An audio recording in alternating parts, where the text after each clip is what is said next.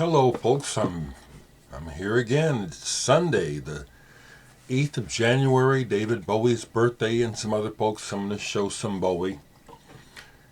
Yes, regular coffee drinker. Ooh, it's good this morning. I see some of you folks are trying out that Paris coffee. It is interesting how we can be influencers of one another inadvertently, and that's just fine with me because I'm not here to advertise for anybody necessarily. When people send me music to review and I really like it, well, that is not an advertisement but an endorsement of sorts. Hello everyone, family and friends. It's always good to hear from you folks. What do I want to just babble about today? Well, music for sure. It's Bowie's birthday, and I'll try to incorporate a flow here. So on my last video or a recent video, someone asked me if there are any contemporary artists in the charts that I have any regard for, and they mentioned that they really like Ed Sheeran. And my response was no one offhand. And I thought about it, and I actually went and looked at the Billboard Top 100 to see what's in it. And I was aghast. It's just, God, ugh. But now let's put this into context. I'm 67 years old. I grew up, to me, with the golden era of rock and roll music. When it came to fruition, in the 60s and 70s, that was a golden time that can never be repeated. I've been watching ever since, and it has not been repeated. There's been a lot of good, there's always interesting things happening. But right now, the obvious commercial slant and money focus of the charts, there's very little of interest there for me at my age. Okay, I can't think of anyone that's in the charts that I really have any real regard for.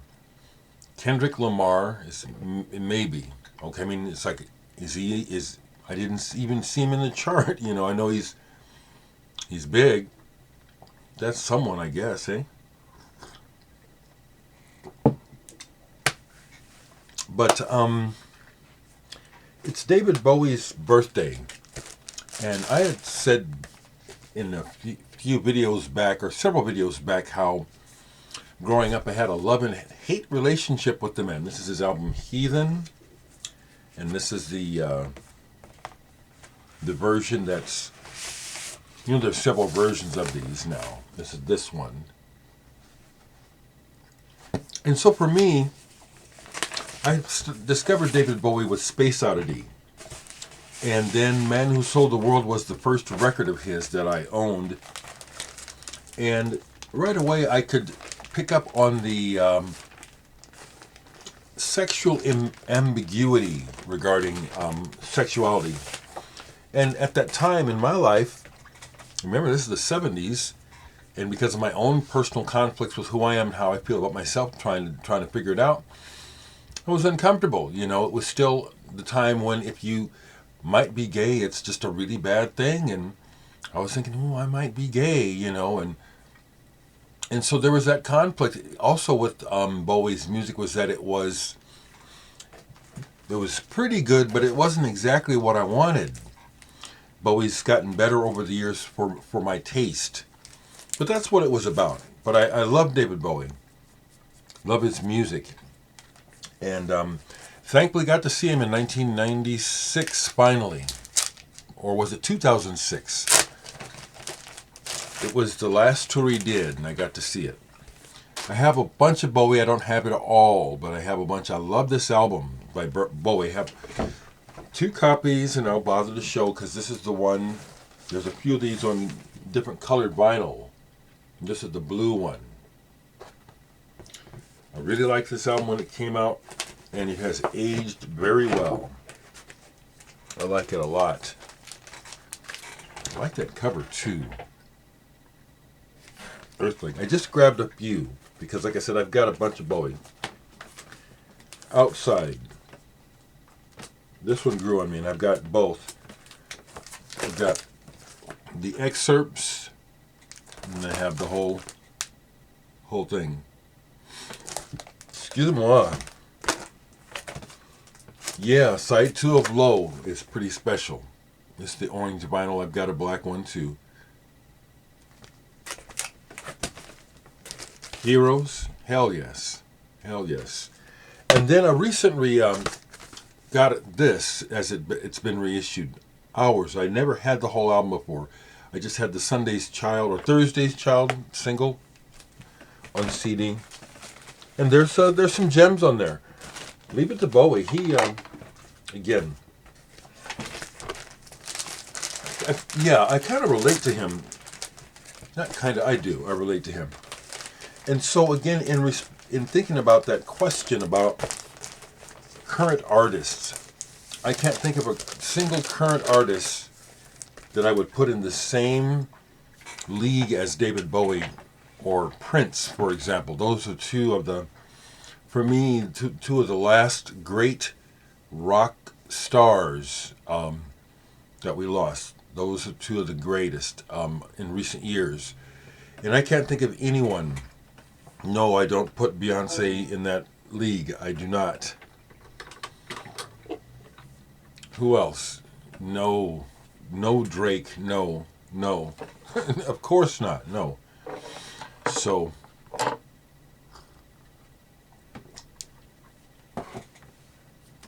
hold this. This is something, there's a story, a bit of a story behind this. Band called Quartz-Head 01. CD called Sen-tence. It's not on Discogs. It took me forever to find any information, any mention of this on the internet. I got this directly from the band the first time I played South by Southwest. I think it was 2007, I think. I forget. But I was down there playing with Sun Ambulance, part of the Saddle Creek Records contingent for South by Southwest. And I went to a lot of shows and hung out a lot. And these guys were part of a Japanese showcase. A bunch of Japanese bands at one place. And these guys were the best by far. Very much in the heading in the direction of Yellow Magic Orchestra or something like that. But it was cool because it was electronic.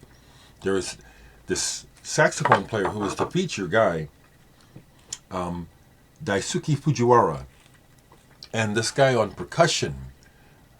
And it was really, really intense and really good. So I was blown away. So when they were done, I went straight to that merch table and bought this. I think I bought something else. And hung out with Fujiwara because I really dug what they did.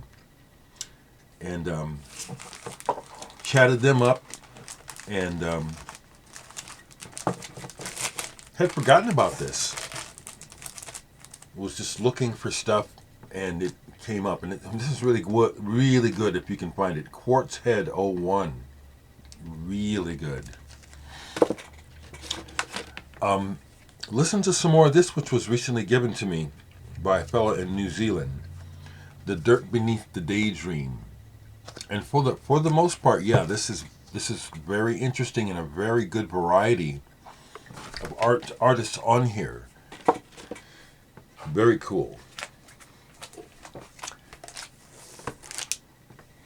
Cheers.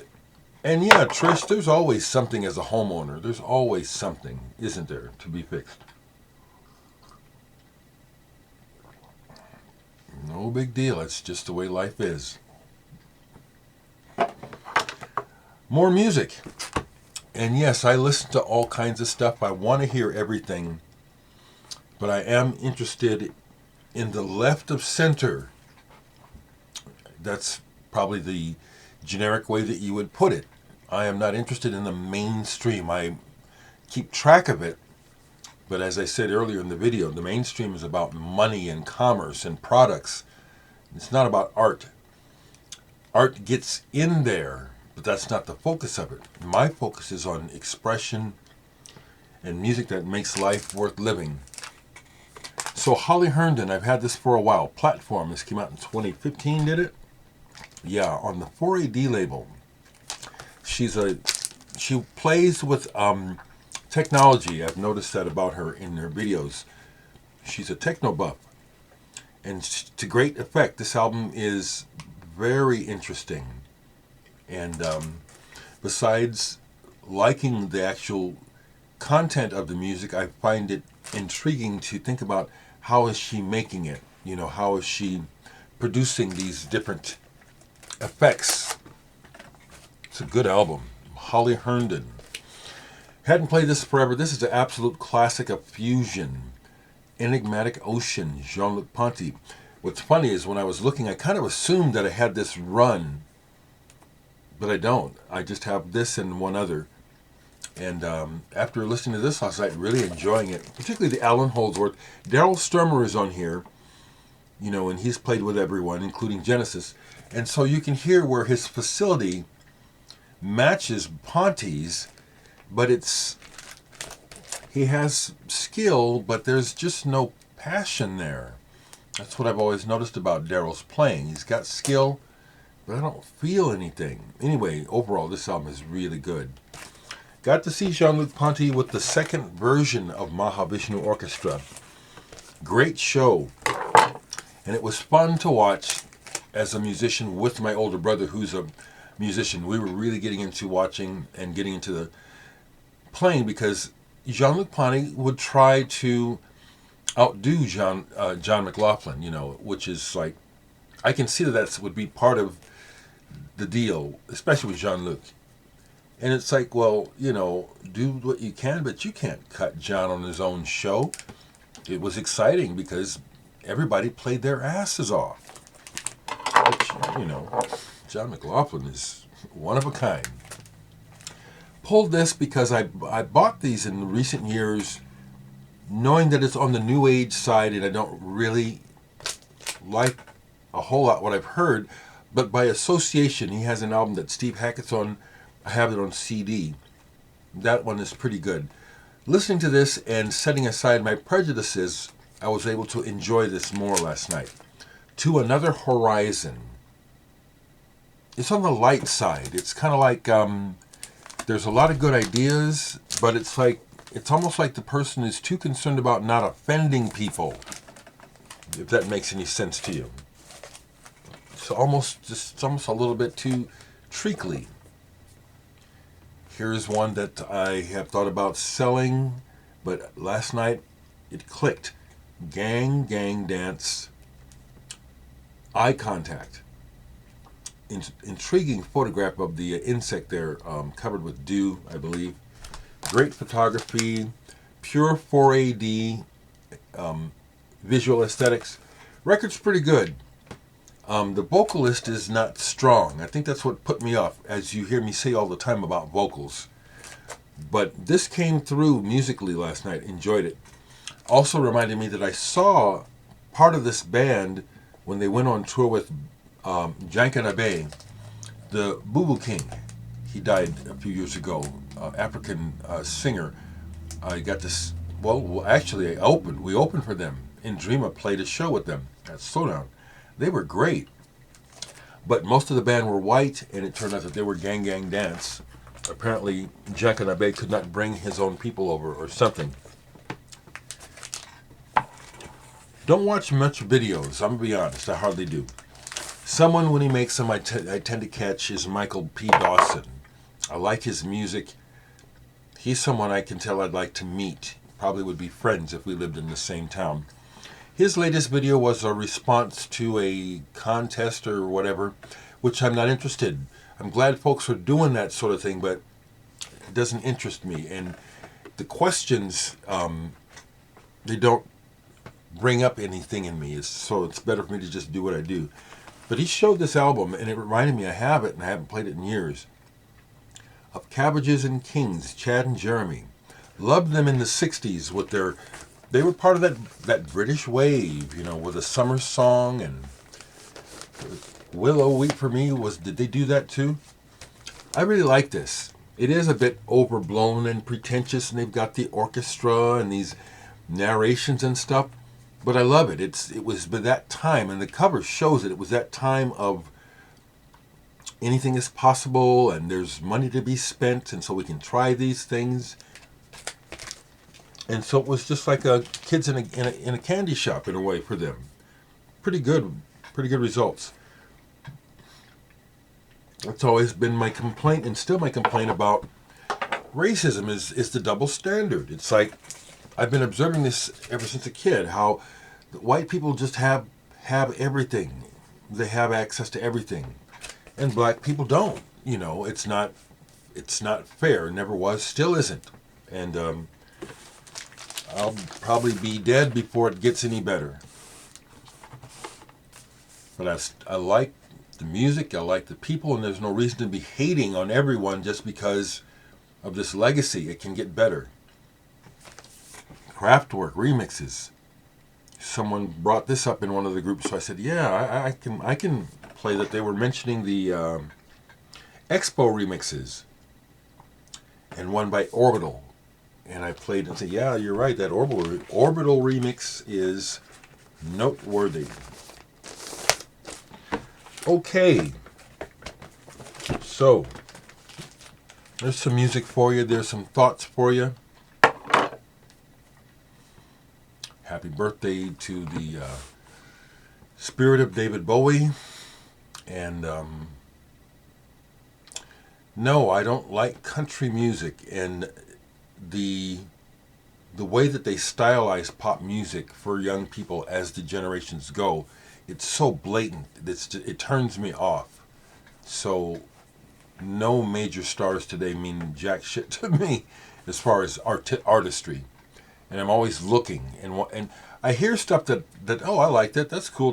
But as far as, like I said, someone who I feel is like a historic figure,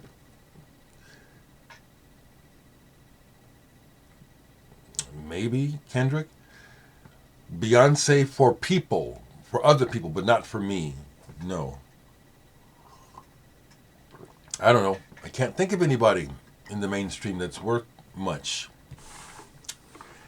That's where I'll leave it, but let me try to leave on a positive note. Okay. Yeah, just remember the golden rule. You know, when I was a kid, we used to hear it. I haven't seen the golden rule written down. I haven't heard anyone say it in years. Do you remember the golden rule? Were you taught the golden rule? Because it looks to me like people with money and power assume that they're above the golden rule because they are definitely not living by it. The golden rule that I was taught is to do unto others as you would have them do unto you.